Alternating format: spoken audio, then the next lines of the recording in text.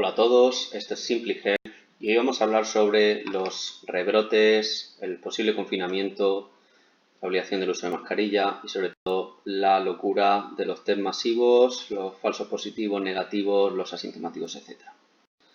Bien, se están haciendo multitud de pruebas masivas en todo el mundo, también en España, con el fin de detectar el famoso coronavirus.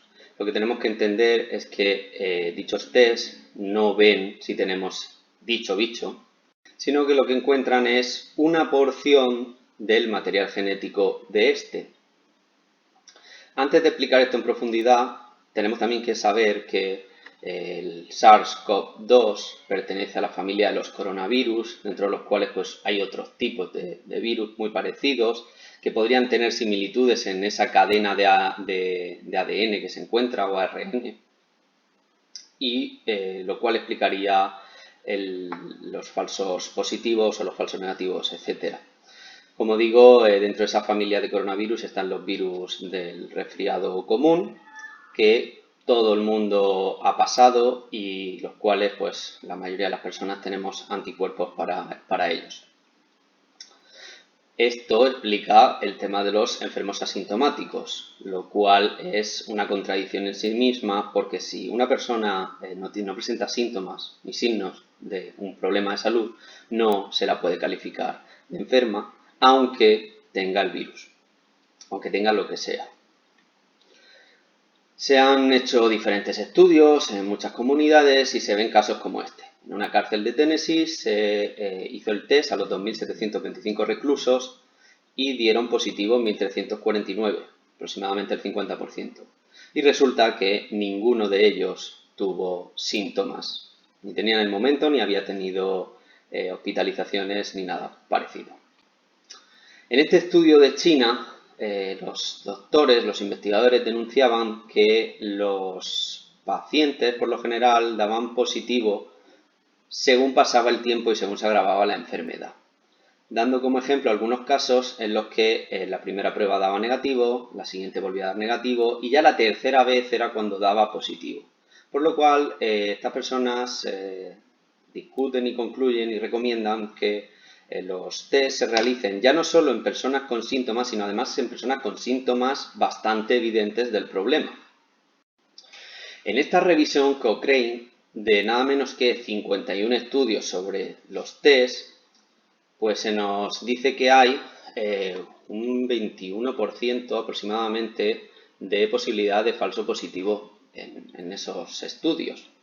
Y concluyen también pues, que en personas sanas no tiene sentido hacer los test, que dan mayor probabilidad de defecto, de no dar un resultado concluyente, y que es aconsejable hacerlo solo en personas con síntomas y además dejando pasar 15, 20, más allá de 35 días. Vamos a explicar por qué. Bien, la prueba consiste en lo siguiente. Se hace un barrido nasal o bucal buscando pues partes del dicho virus. Bien, no se consigue ver el virus entero. El problema es que el coronavirus, el SARS-CoV-2, es un virus de ARN, por lo cual, al ser esta una molécula muy inestable, se necesita obtener el ADN. Esto se hace haciendo una especie de copia. Es como al final es un código genético, como un código binario de ordenador, y pues simplemente se hace una secuenciación artificial por medio de la famosa transcriptasa inversa, por la cual consigue al final crear otra cadena de datos. Y lo importante también de entender es que no solo basta con hacerlo una vez, estamos hablando de órdenes de magnitud infinitamente minúsculos, por lo tanto hay que tener una cierta cantidad de copias para que el resultado pueda ser visible. Entonces se llegan a hacer como 30 ciclos de replicación, 40, 45, es decir, de 1 pasa a 2, de 2 a 4, de 4 a 8, y así sucesivamente en tal cantidad de ciclos de replicación. El creador de dicha prueba, Kary Mullis, Premio Nobel de Química por este trabajo, en su momento decía que su prueba no puede usarse para detectar virus, porque como ya hemos explicado, no se detectan virus, se detectan fragmentos, es decir, exosomas, trocitos de ADN o ARN. El propio Kary Mullis dijo posteriormente al premio que si hubiera sabido para qué se iba a usar su prueba, hubiera renunciado a dicho premio. Además, otra de las cosas que explicaba el premio Nobel era que cuando se hacen tantísimos ciclos de replicación, las posibilidades de cometer un error en el positivo o negativo aumentan muchísimo. Entonces, al final él concluía que su prueba estaba bien para usarse como investigación, es decir, en un entorno de laboratorio, pero nunca debería usarse en el ámbito clínico, es decir, de forma masiva como se está usando actualmente. Es curioso y es una pena que el propio Kary-Mullis murió hace solo un año y no ha podido ver pues, el percal en el que estamos y en el cual él está muy presente. Para que lo entendáis de otra manera, cuando se hace muchísimo la replicación, al final la muestra se desvirtúa. Es como cuando hacemos una fotocopia de una fotocopia de una fotocopia y así sucesivamente muchísimas veces, pues poquito a poco se va viendo que la tinta se va degradando, el dibujo se va perdiendo y acaba, si hacemos muchísimas veces esta replicación, acaba perdiéndose la imagen. En este artículo de opinión o entrevista en el British Medical Journal, una doctora, a la pregunta de cómo de precisos son los test, nos dice que pues para nada pueden ser precisos precisamente por otro problema, y es que no existe gold estándar o prueba establecida estándar para la detección del virus. Para que lo entendáis, se nos están haciendo pruebas indirectas. Como bien explicado, no se encuentra el virus, sino que se encuentra una parte, una supuesta parte de dicho bicho. Y el test debería compararse con una prueba 100% verídica, no sé, por ejemplo, una imagen real del virus o una secuenciación completa. Pero al no tenerse ese gold estándar, pues el propio test no puede ser fiable.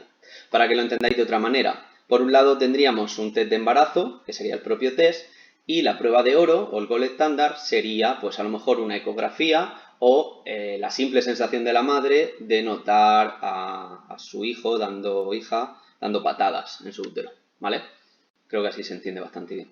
Luego tenemos otro problema, y es que todos los test no son iguales. Hay test de mayor calidad, hay test de menor calidad, como conocemos aquí en España, sobre todo al principio, donde se veían pues test que tenían una sensibilidad inferior al 30%, lo cual es una cosa bastante loca porque al final se te hace digamos, la etiqueta, el diagnóstico de una enfermedad supuestamente muy grave, cuando a lo mejor hay un 70% de posibilidades de que no la tengas realmente, con todo el daño emocional, psicológico, social y legislativo que conlleva, porque al final si das positivo aunque estés sano, pues actualmente te confinan en tu casa, te prohíben ir a tu trabajo, etc.